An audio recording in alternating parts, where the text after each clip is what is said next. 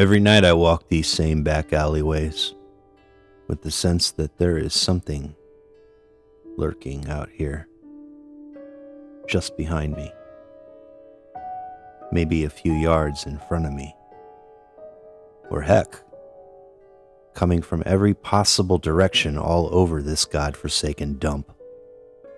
The place I'm speaking of is what is referred to as Arkham's Own Depression Row. As a private detective in my line of work, especially over the years, I've learned not to be too paranoid whenever I'm out here on a case. It's just like any other night, really. You know, it seems to always be the same kind of people you'll run into on any typical evening. Arkham's broken and disheveled souls that were thrown out like some used trash. A good example was that incident with a guy known as Shaky P, as the locals in the dive bars around here like to call him. Shaky P had a tendency to shake uncontrollably whenever he needed a fix, and would get a bit hostile with some of the bar owners before being thrown out into the cold, damp night. One night, Shaky tried to rob a guy at knife point and instead was stabbed in the side of his neck by the passerby. He was still semi-conscious when I arrived on scene to get a good description of the man who had stabbed him, but the only thing he uttered to me right before the light in his eyes went out were just two words, spoken as he was choking on his own blood. Antediluvian transformation.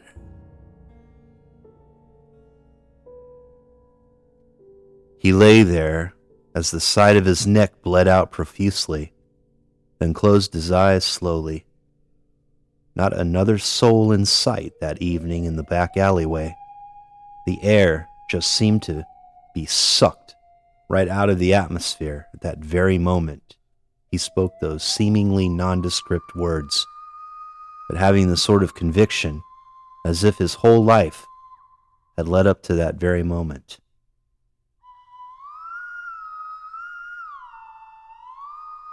Abe is what they called me out there, but Abner is my real name. Not that that means anything to what this world would eventually turn into.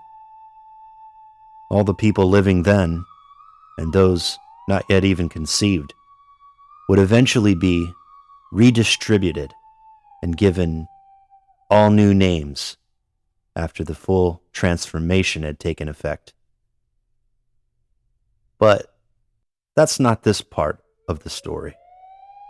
Not just yet. We'll get to that eventually. I think a good starting point was the Shaky P incident, as there were many others like that bizarre occurrence in the coming days, months, heck, even years. There was another such incident involving this red-headed bombshell named Alice, or Corkscrew Alice, as some of the local winos nicknamed her. I never cared too much about what anyone out on Depression Row ever said.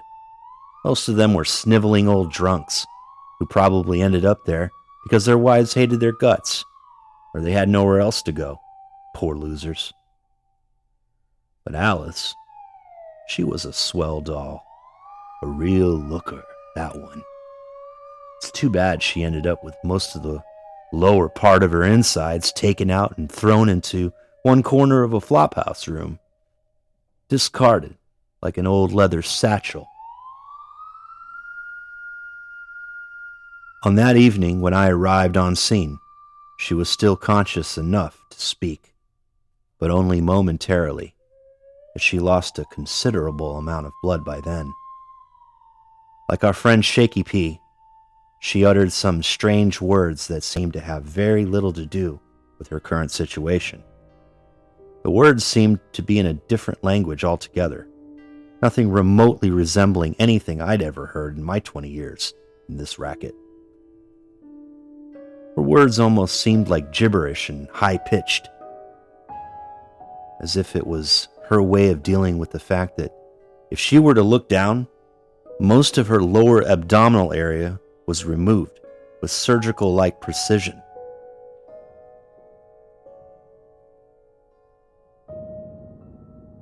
Her very last word spoken was transformation.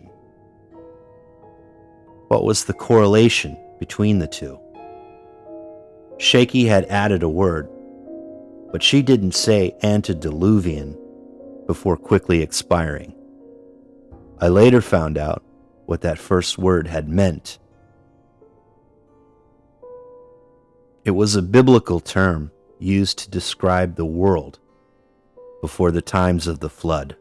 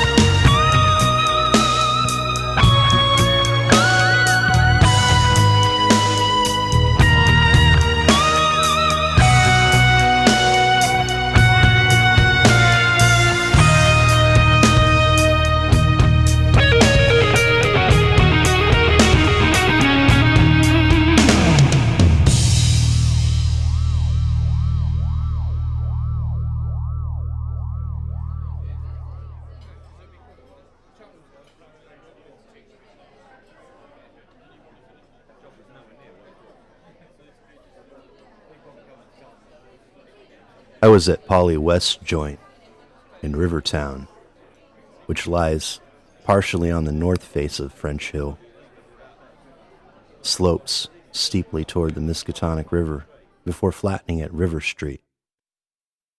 I was not far from the scene of the crime I'd just witnessed. Right up the street from the flop house was the old Arkham General Store that's been there for many years. I go here when I need to think and quite often take in a few bourbons before my usual night routine. Paulie was a blonde-headed, blue-eyed, slender man. I'm thinking early 30s.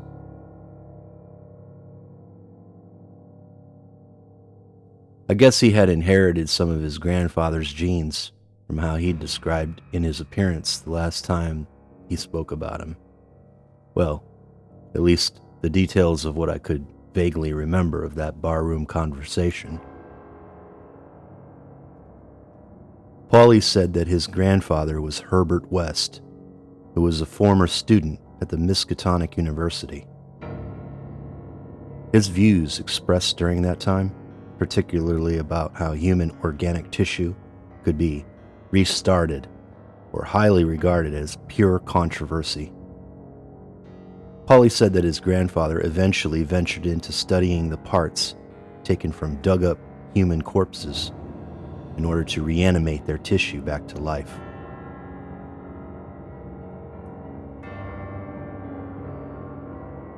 Himself, along with another medical student from the university, set up a kind of makeshift lab in an abandoned farmhouse somewhere on the outskirts of Arkham.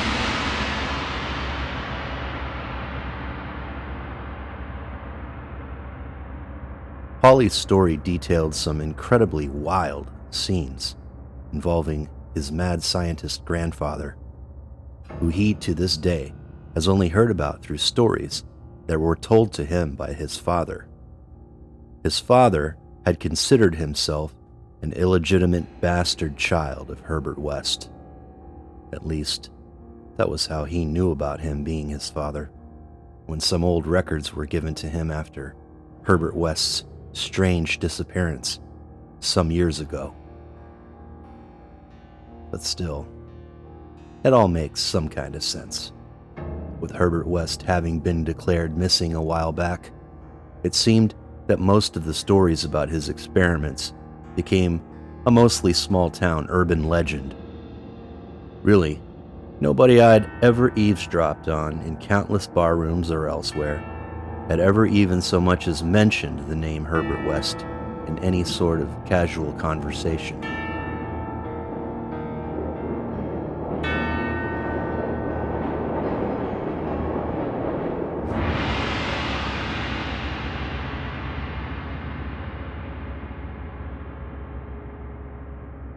I was starting to doubt some of Paulie's weird tales about his long-lost grandfather.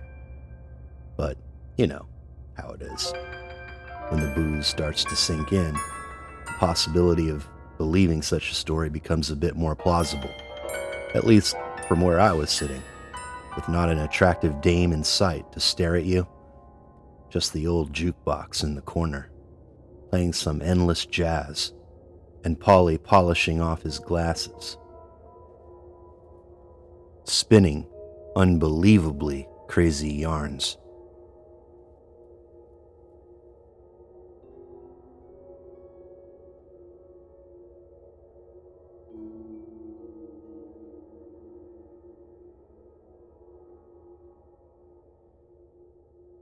I wanted to somehow link what happened to the redhead girl whose insides were thrown in a corner back at the Flophouse on River Street with some of Paulie's story.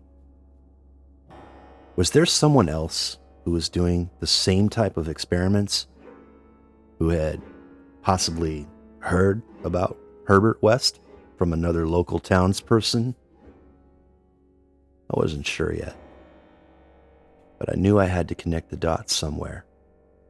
Her killing wasn't really the usual type that was seen around here, at least not for many years since the supposed dismemberment of corpses in Herbert West's old abandoned farmhouse, as he was purported to also have injected some kind of special serum in them in order to wake up the dead tissue.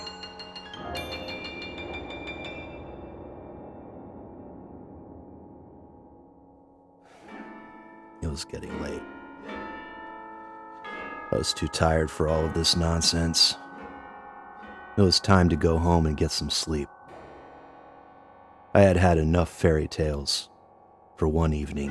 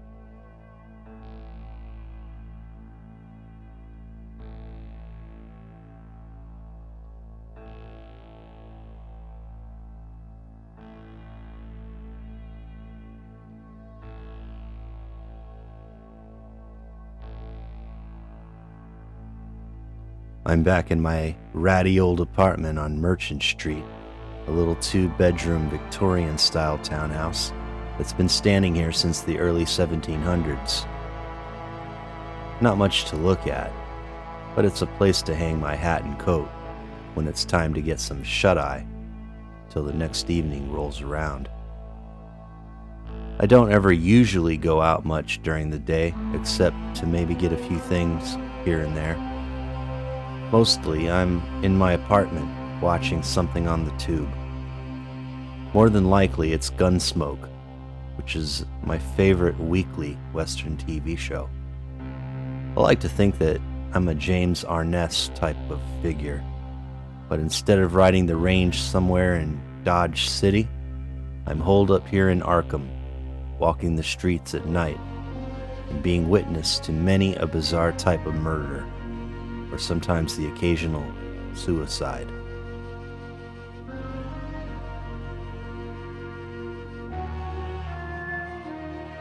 Often I'll sit here while I'm watching the tube and think about my time over in Korea, which was only several years ago, but so much has happened in the time since. It's felt like an eternity. Sitting here with nothing to really gain, but also as if it all somehow mattered how things ended up. It's in these down times, especially in the dead of the night, that I start thinking about her.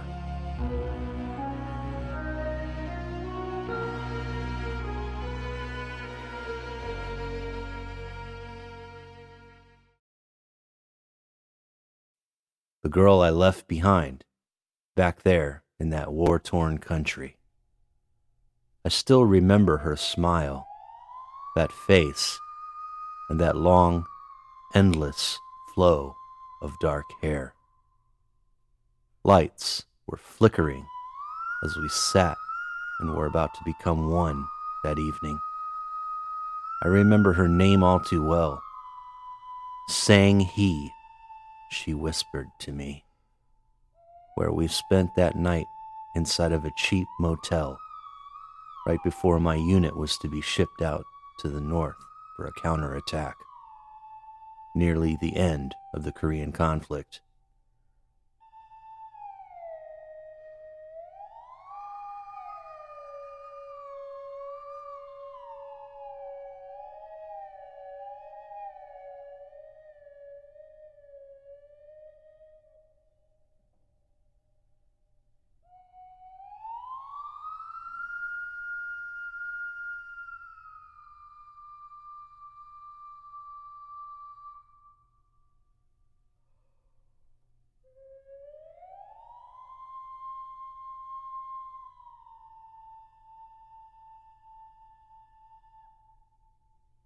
Some nights, she comes into my memory like a sieve, straining out all that was bad about the war.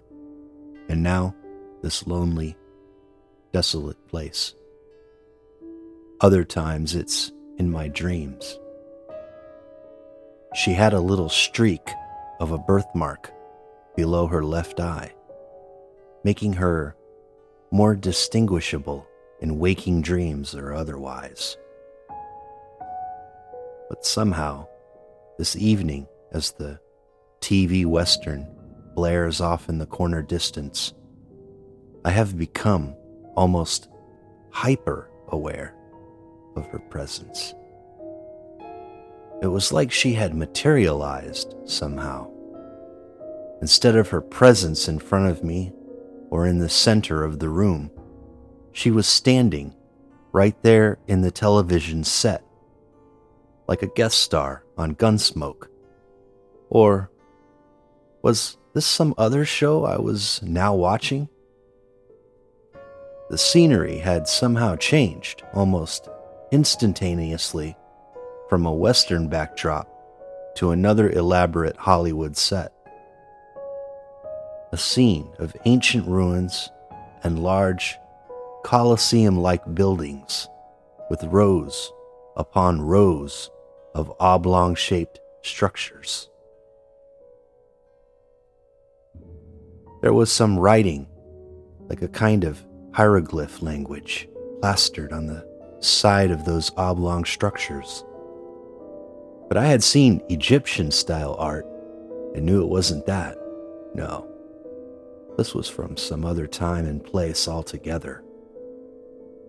I was starting to wonder if Polly had put something in my drink earlier at the bar.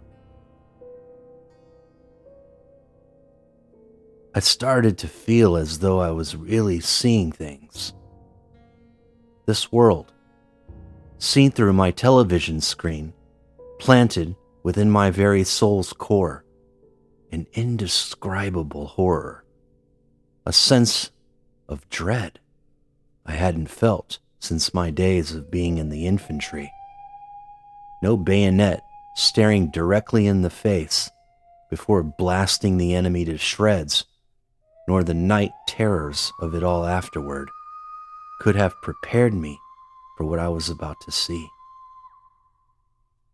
My old girlfriend's face could be seen on the television set, but it wasn't her body.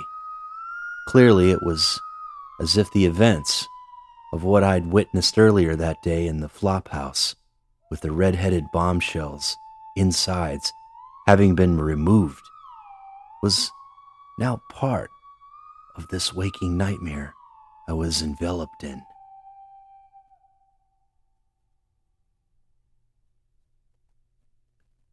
The body of the redhead Alice, along with her once removed lower intestines, were now reattached to her lower body, but acting like a kind of extension of her outer body. The intestines were squirming and had grown other identical parts, flowing out in different directions. They looked like feelers or tentacles, and Sang-hee's face still had that same recognizable birthmark, that same smile, and the dark, flowing hair. Her head had been taken from her original body and neatly placed on the corpse of the dead redhead. She kept smiling at me as the scene in the backdrop changed from ancient structures to that of a desert wasteland, almost like something out of Nagasaki or Hiroshima. This dream was intense. I wasn't sure what to make of it, or if I even wanted to. I just know that I'd always wondered what had happened to Sang-hee after the war.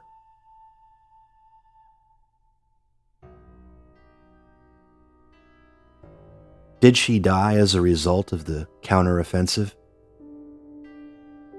Was she somehow still alive and was trying to contact me through the television?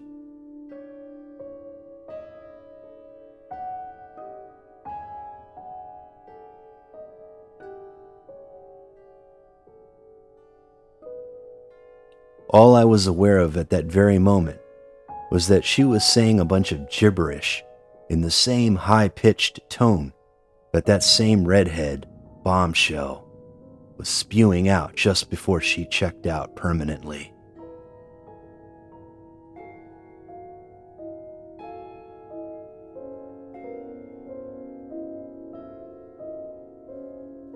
This was clearly some kind of monster, contained within the dream world of my television screen, just out of reach, but hypnotizing me by her high-pitched language.